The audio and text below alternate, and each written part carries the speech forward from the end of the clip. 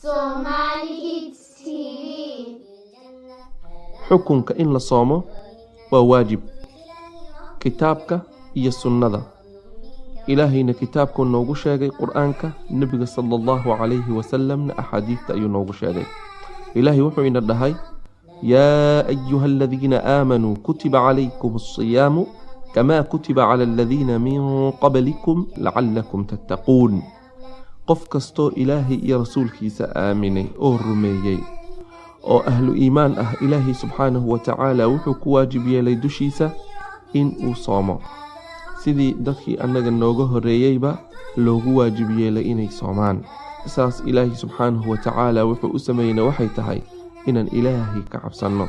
nabiga sallallahu calayhi wasallam wuxuu noogu sheegay axaadiista sida xadiidkii arkaanul islaamka nabigu wuxuu noo sheegay in diinta islaamka lagu dhisay 5 tiir in lagu dhisay waxa ugu horeeyay shahaadata an laa ilaaha illa allah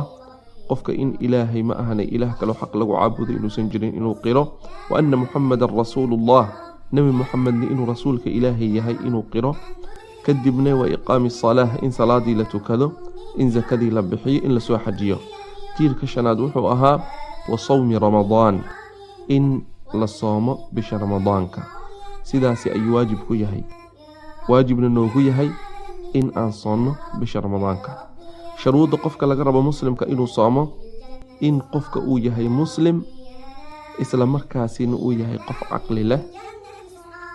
muslimnimada waxaa ka soo horjeeda gaalnimo